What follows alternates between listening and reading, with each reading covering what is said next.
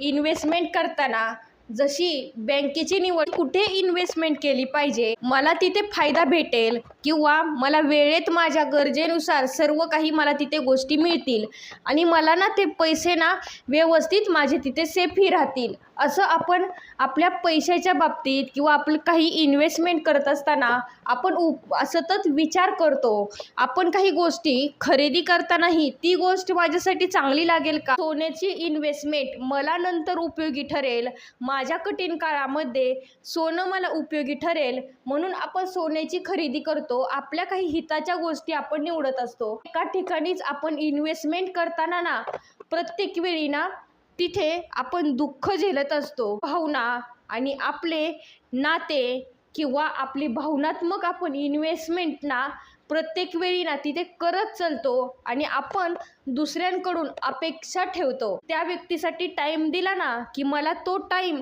पुन्हा माझ्यासाठी तो टाईम देईन.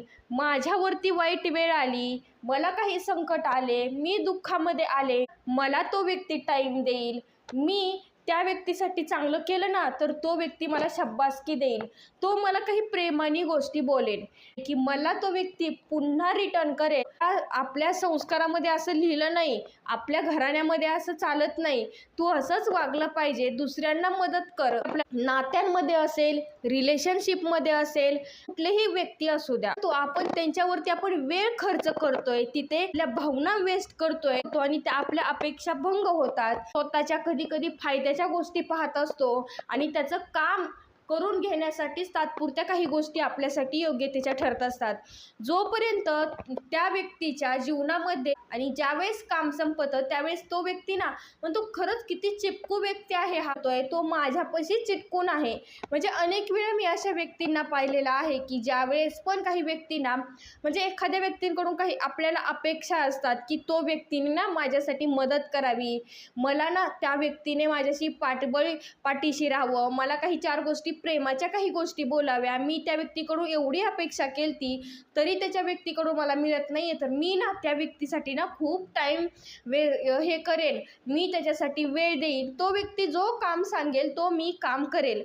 ह्या अशा अनेक भावना आपल्या मनामध्ये येतात. तर तिथे दुःख मिळतं आणि समोरचा व्यक्ती बाहेर आपली हक्कलपट्टी करत असताना त्याच्या जीवनामध्ये तरीही आपण जर तिथे चिटकून राहत असो तर हे कुठेतरी आपल्या स्वाभिमानाला, चेतनेला आपण कुठेतरी तिथे बांधून ठेवत आहोत. कारण की आपल्या भावना गुंतवताना आपण अतिशय विचार करणं गरजेचे आहे. पैशाच्या बाबतीत आपण लॉस कधी कधी भरून काढू शकतो, पण ज्यावेळेस भावनात्मक आपण ज्यावेळेस दुःखी होतो तो लॉस भरून काढणं, मानसिक डिप्रेशन, मेंटल हेल्थ ही जोपासणं खूप कठीण, त्या काळानंतर न कठीण जातं. कुठे टाईम वेस्ट करतोय, त्या व्यक्तीविषयी खूप आपुलकी आहे तर आपण मदतही करूया, परंतु त्याच्याकडून आपण काही एक अपेक्षा न करता आपण त्यांना मदत करण्याचा प्रयत्न करूया. आपली भावनात्मक आपण रिस्पेक्ट जोपासणं ही सर्वात महत्त्वाची गोष्ट येते. स्वतःवरती प्रेम करायला शिका आणि स्वतःमध्ये इन्व्हेस्टमेंट करायला शिका. ज्यावेळेस आपण व्यक्ती स्वतःकडे वळून पाहतो ना त्यावेळेस आपल्याला आजूबाजूला कुठेही पाहण्याची गरज लागत नाहीये.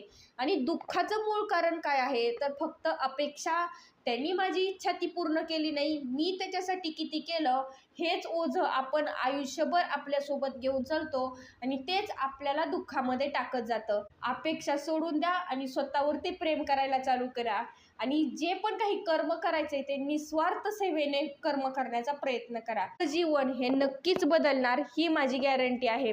परंतु जर बँकेप्रमाणे आपले नातेही ओळखायला शिका की मी कुठे इन्व्हेस्टमेंट करते.